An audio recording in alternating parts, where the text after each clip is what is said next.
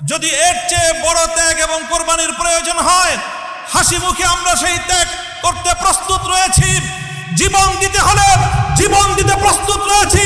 সন্তানদেরকে যদি এতিম করতে হয় সেজন্য আমরা প্রস্তুত রয়েছি। স্ত্রীদেরকে যদি বিধবা করতে হয় সেজন্য আমরা প্রস্তুত রয়েছি। মায়ের বুক যদি আমাদের খালি করতে হয়, আমাদের মায়েরা বুক খালি করে চোখের অশ্রুতে তাদের কলিজার টুকরা সন্তানদেরকে মাটির নিচে খোদার হাতে সুপর্দ করবে। কিন্তু ইসলামের জন্য, ইসলামের বিপক্ষ কোন শত্রুর সাথে এক মুহূর্তের জন্য আপোষ করতে প্রস্তুত নয়।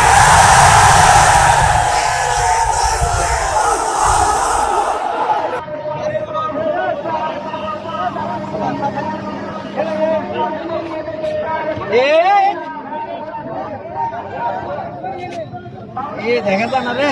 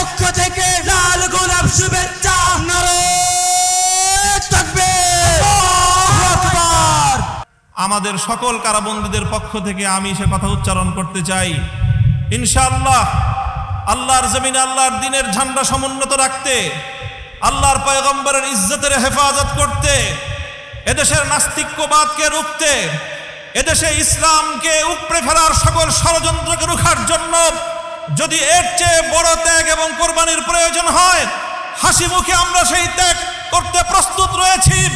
জীবন দিতে হলে জীবন দিতে প্রস্তুত রয়েছি। সন্তানদেরকে যদি এতিম করতে হয় সেজন্য আমরা প্রস্তুত রয়েছি। স্ত্রীদেরকে যদি বিধবা করতে হয় সেজন্য আমরা প্রস্তুত রয়েছি।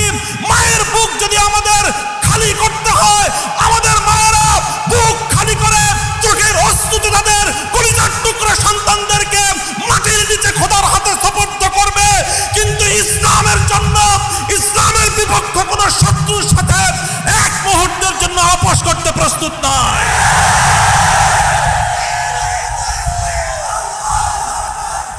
সবাই কম, আমার স্পষ্ট পয়গাম, সব অন্যায়ের ক্ষমা রয়েছে, গাদ্দারি আর বিশ্বাসঘাতকতার কোনো ক্ষমা নাই। যারা গাদ্দার এবং বিশ্বাসঘাতক হিসেবে পরিচিত হবে, প্রমাণিত হবে, আগামী দিনে তাওহীদি জনতা তাদেরকে ঠাঁই দেবেন না ইনশাআল্লাহ।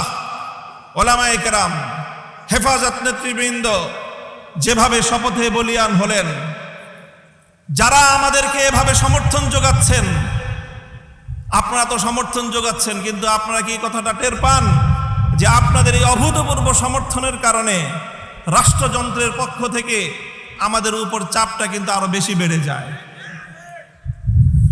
এই যে আজকে আমাদের উপরে এই অকথ্য নির্যাতন, এই যে লাঞ্ছনা, এই যে গঞ্জনা আমাদের উপর, কারণ এদেশের মানুষ আমাদেরকে ভালোবাসে, কারণ আমরা যেখানে যাই মানুষ আমাদের প্রতি আবেগ এবং উচ্ছ্বাস প্রকাশ করে।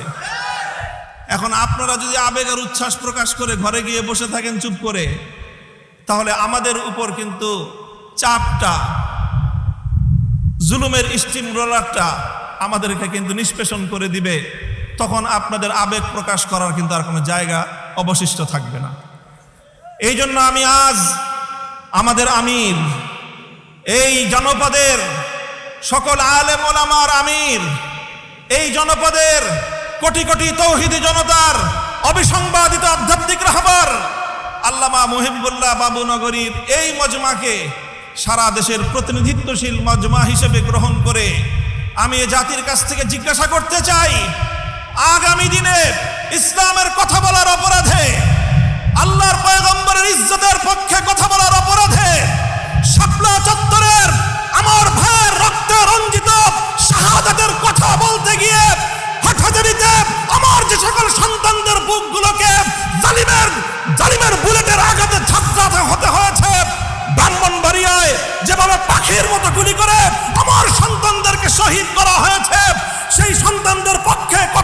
হয়ে গিয়ে আমাদের কণ্ঠ যদি আবার চেপে ধরবার চেষ্টা করা হয়, তাহলে আপনারা রাজপথে তার মোকাবেলা করবার জন্য প্রস্তুত থাকবেন কিনা?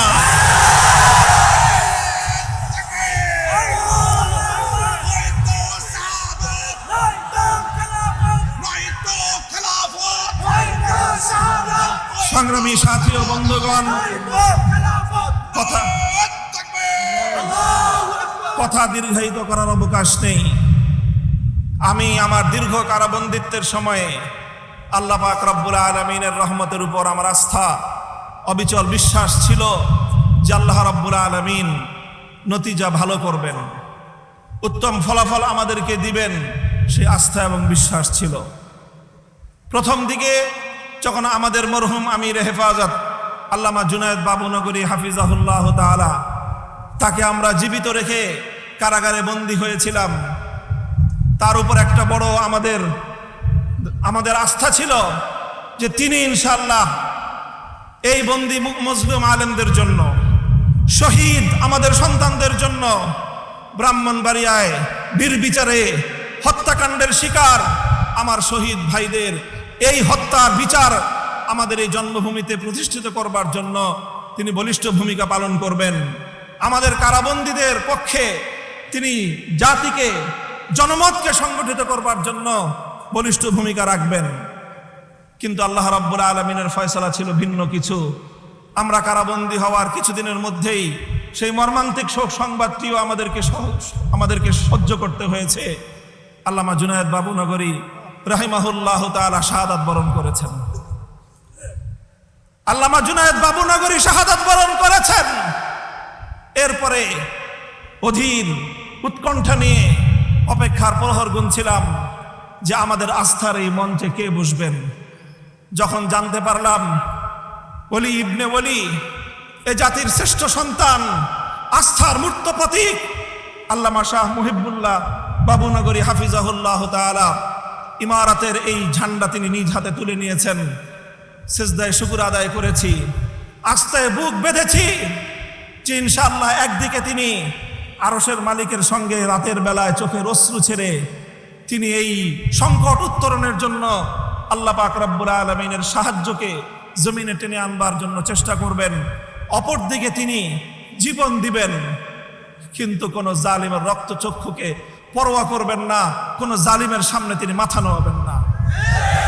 এই আস্থা ছিল এবং আলহামদুলিল্লাহ আমার উপলব্ধি হলো এই যতটুকু আস্থা শুরুর সূচনাতে ছিল, আজ পর্যন্ত আমরা আমাদের আমির হেফাজতের থেকে তার আচার আচরণ, তার ভূমিকা আমাদের আস্থার চেয়ে বহুগুণ বেশি পেয়েছে। আমাদের আমির আল্লাহর পক্ষ থেকে আমাদের জন্য অনেক বড় নিয়ামত। ইনশাআল্লাহ আমির হেফাজতের হাতকে যদি আমরা এভাবে শক্তিশালী রাখতে পারি, এদেশে আমাদেরকে জুলুম করতে পারবে, আমাদেরকে গুলি করে হত্যা করতে পারবে, কারাগারগুলোকে আমাদেরকে দিয়ে ভরপুর করতে পারবে।